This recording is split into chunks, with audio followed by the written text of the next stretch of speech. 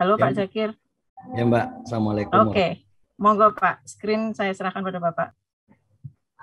Saya minta dibantu sama Ibu Wati ini karena saya kendala jaringan di Ternate ini. Oh baik, Mbak Wati, monggo. Ya, Ya, sudah makasih. terlihat. Terima kasih Mbak Wiratni. Lama sekali tidak berjumpa. Alhamdulillah sore ini bisa kembali silaturahim walaupun hanya Ya, lewat Zoom meeting. Saya insya Allah tidak lama karena di sini sudah hampir masuk waktu maghrib. Bismillahirrahmanirrahim. Assalamualaikum warahmatullahi wabarakatuh. Selamat sore dan salam sejahtera untuk kita semua. Alhamdulillahirrabbilalamin. Assalatu wassalamu ala asrafil anbiya wal mursalin wa ala alihi wa sahbihi ajmain. Yang kami hormati Ketua BKK Pak Riki yang akan purna tugas dan Ketua BKK yang akan datang Pak Mariono, Maha Guru, senior dan rekan-rekan sejawat yang saya muliakan, yang tidak bisa saya sebutkan satu persatu. Para peserta webinar yang berbahagia, hari ini saya merasa terhormat karena dipercaya untuk melakukan sharing mengenai praktek yang telah kami lakukan, melakukan sinergi antara universitas dan organisasi profesi, yaitu Persatuan Insinyur Indonesia dalam menyelenggarakan pendidikan keinsinyuran. Semoga sharing dari yang kami lakukan di FTUMI dapat memberi informasi Bapak Ibu semua, terutama dari kalangan universitas, untuk bersinergi dengan organisasi profesi dalam rangka menyelenggarakan pendidikan tinggi. Saya sebelumnya memohon maaf jika ada kendala jaringan, karena kami hadir di saat ini di sela-sela saya mengikuti Kongres Forum Dekan Teknik Indonesia, dan baru saja terpilih Dekan Teknik Universitas Gadjah Mada, Prof. Selo, menjadi Ketua Umum untuk periode 2021-2023. Selanjutnya di slide berikut, Maha Guru Senior dan Bapak Ibu yang saya hormati, saya mulai dulu sharing saya dengan melihat potensi Indonesia. Berbicara soal Indonesia, pasti kita semua di sini akan merasa bangga. Selain sumber daya alamnya, kita merupakan negara dengan penduduk terbesar keempat di dunia, dengan jumlah penduduk kurang lebih 272 juta jiwa. Saya kira angka ini setara dengan 3,51% dari total penduduk dunia. Dari sisi ekonomi, Indonesia juga bisa dikatakan negara dengan perekonomian yang kuat. Di tahun 2020, PDB, produk domestik bruto, atas harga yang berlaku mencapai 15.434 triliun. Dan PDB per kapita mencapai 56,9 juta atau setara 3.911 US dollar. Jauh di atas Singapura dengan PDB 340 miliar US dollar dan jauh di atas Malaysia PDB 336,7 miliar US dollar. Tapi di balik kekuatan penduduk dan kekuatan ekonomi kita, salah satu kelemahan negara kita adalah jumlah insinyurnya yang belum sesuai dengan standar dan harapan untuk menghantar negara tercinta kita menjadi Indonesia yang tangguh. Slide berikut Bu Wati. Dari data Balai Pusat Statistik, saat ini Indonesia terdapat lebih dari 3.000 institusi pendidikan tinggi di bawah Kemendikbud Ristek, serta puluhan institusi pendidikan tinggi di bawah kementerian lain, misalnya Kementerian Agama, SDM, Perindustrian, dan kementerian serta lembaga lainnya. Jumlah perguruan tinggi di Indonesia sangat banyak dibanding dengan negara tetangga di ASEAN. Di Malaysia ada 92 perguruan tinggi, bahkan di Singapura kalau tidak salah hanya 6 universitas. Sayangnya dengan banyaknya jumlah perguruan tinggi, jumlah lulusan perguruan tinggi keteknikan masih sangat sedikit. Apalagi tentunya jumlah sarjana teknik yang sudah berkualifikasi insinyur. Data dari Persatuan Insinyur Indonesia mencatat kalau jumlah insinyur di Indonesia baru sekitar 24% dari kebutuhan insinyur secara nasional. Setidaknya Indonesia memerlukan kurang lebih sekitar 260.000 insinyur untuk memenuhi tingginya kebutuhan pembangunan infrastruktur dan industri saat ini. Bapak Ibu hadirin, warga BKKPI yang hadir via Zoom, dengan jumlah insinyur yang ada di Indonesia saat ini, artinya kita di Indonesia itu hanya mampu menyiapkan kurang lebih 3.000 insinyur per 1 juta penduduk. Mari kita bandingkan negara tetangga, Singapura itu mampu menyiapkan 28.000 insinyur per 1 juta penduduk. Malaysia mampu menyiapkan 3.000 lebih insinyur per 1 juta penduduk. Dan yang luar biasa adalah Vietnam karena mampu menyiapkan hampir 9.000 insinyur per 1 juta penduduk. Kita punya peluang yang sangat besar untuk menciptakan insinyur dengan modal demografi dan modal adanya institusi pendidikan tinggi yang banyak. Dengan support dari organisasi profesi, PI, BKKPI, tentulah mimpi-mimpi kita untuk meningkatkan jumlah insinyur, saya kira bisa kita wujudkan secara bersama. Data dari Kementerian PUPR yang menyatakan setidaknya dibutuhkan 159.000 sarjana teknik dan insinyur profesional di Indonesia. Sementara yang tercatat baru sekitar 14.000 insinyur bersertifikat insinyur profesional. Itu data Kementerian PUPR ini baru dalam sektor perumahan. Bagaimana dengan kebutuhan pembangunan misalnya yang disampaikan oleh pemerintah 19 pelabuhan, dam, 10 bandara, dan berbagai fasilitas olahraga kelas dunia yang pemerintah akan bangun dan sementara dibangun saat ini. Belum lagi kita berbicara soal Indonesia Making 4.0. Ini adalah program atau inisiatif pemerintah untuk menjadi salah satu dari 10 negara ekonomi terbesar di dunia di tahun 2030 yang akan datang. Dengan 3 aspirasi utamanya untuk mencapai di tahun 2030 itu, 10% kontribusi ekspor neto terhadap produk domestik bruto, 2 kali peningkatan produktivitas terhadap biaya, dan 2 kali pengeluaran penelitian dan pengembangan terhadap PDB. Saya kira untuk mencapai itu ada 7 sektor industri yang telah ditetapkan sebagai fokus prioritas, yaitu industri makan dan minuman, industri tekstil dan busana, industri otomotif, industri kimia, industri elektronika, industri farmasi, dan industri alat kesehatan. Kemudian dari strategi inisiatif dan sangat berkaitan dengan kebutuhan SDM insinyur adalah perbaikan aliran material, mendesain ulang zona industri, akomodasi standar, sustainability, dan membangun infrastruktur digital Indonesia. Mahaguru dan senior, Bapak Ibu hadirin yang saya hormati, karena kekurangan jumlah SDM insinyur profesional, membuat pemerintah segera mempercepat penerbitan peraturan pemerintah yang kita kenal nomor 25 tahun 2019 yang lalu tentang peraturan pelaksanaan undang-undang nomor 11 tahun 2014 tentang keinsinyuran. Saya tidak akan membahas soal apa saja ruang lingkup peraturan pemerintah ini, tetapi saya akan membahas soal bahwa lembaga pendidikan tinggi atau universitas dan asosiasi profesi itu memiliki kewajiban dalam upaya pemenuhan jumlah SDM keinsinyuran.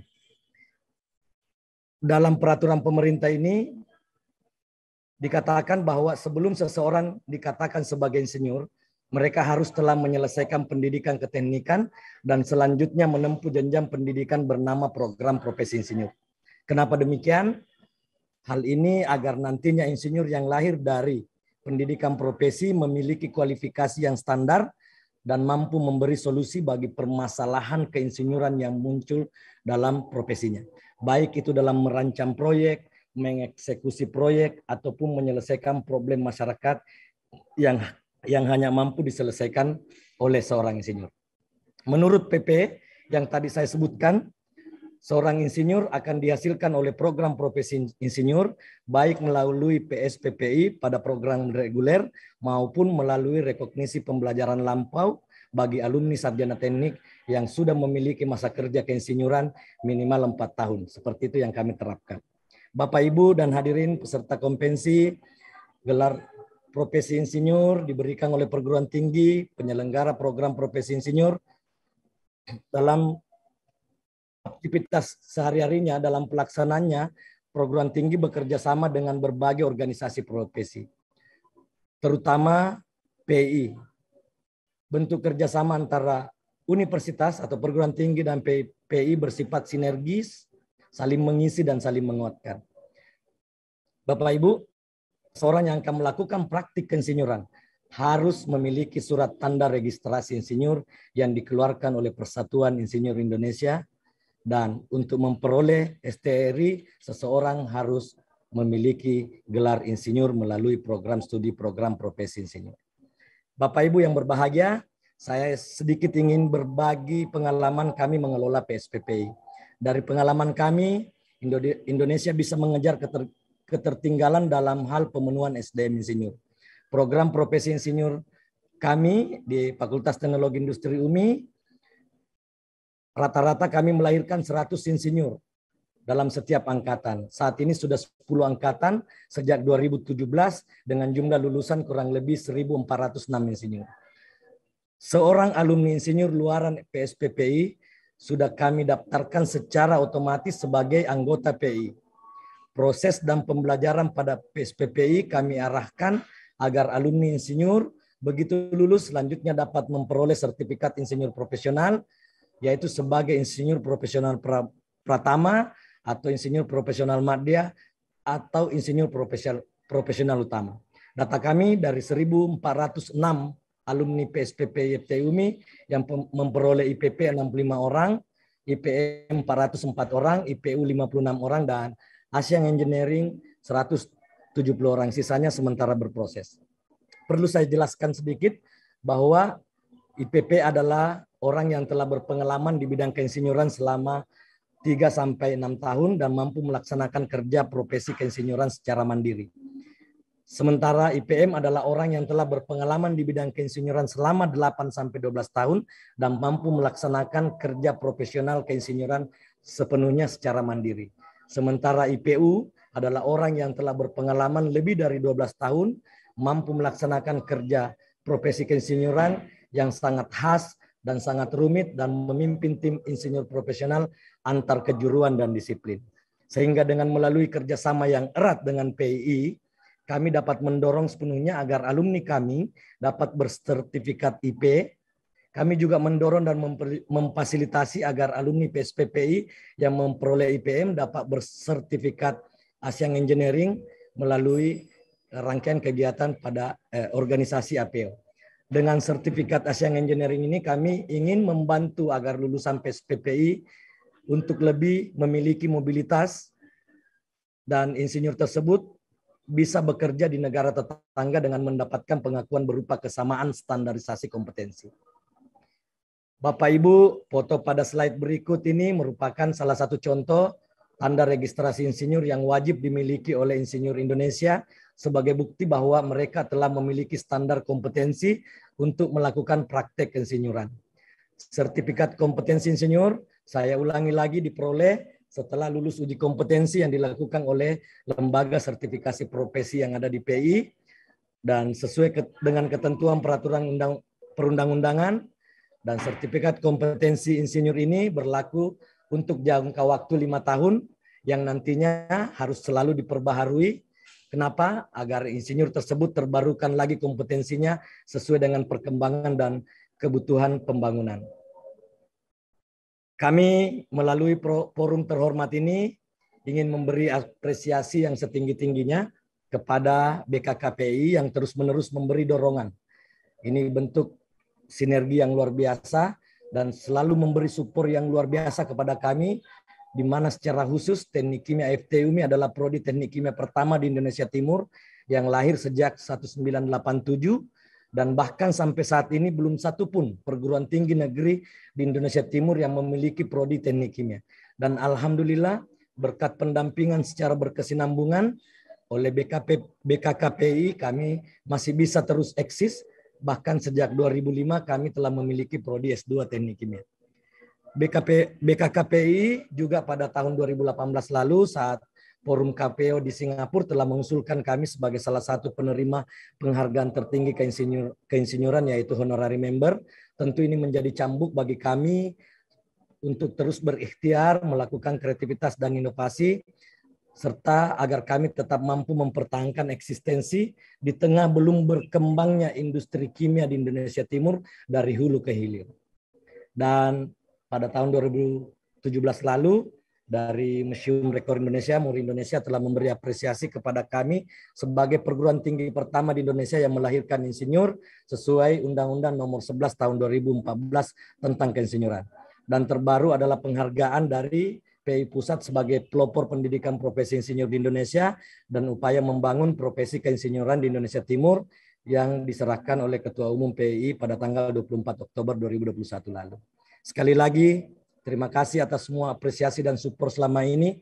Semoga kami semua bisa terus memberi kontribusi positif dalam pengembangan keinsinyuran dengan bersinergi dan berkolaborasi dengan berbagai pihak, termasuk kolaborasi dalam bentuk afirmasi yang berjalan saat ini dengan saling support ke beberapa perguruan tinggi untuk pembukaan PSPPI, misalnya dengan UNTAD Palu yang sudah mewisuda 2 angkatan, sementara berjalan dengan teman-teman Untirta Banteng, ITI Serpong, dan UI Yogyakarta. Karena kami selalu yakin tanpa kolaborasi, maka kita semua pasti tidak mampu mencapai cita-cita bersama dan tidak mampu mewujudkan cita-cita bersama atau cita-cita yang diamanahkan oleh BKKPI. Akhirnya, Mbak Wiratni, saya memohon maaf jika dalam pemaparan dan persentase sore hari ini ada salah kata dan kalimat. Saya akhiri persentase ini dengan ucapan billahi taufiq wal hidayah. Wassalamualaikum warahmatullahi wabarakatuh.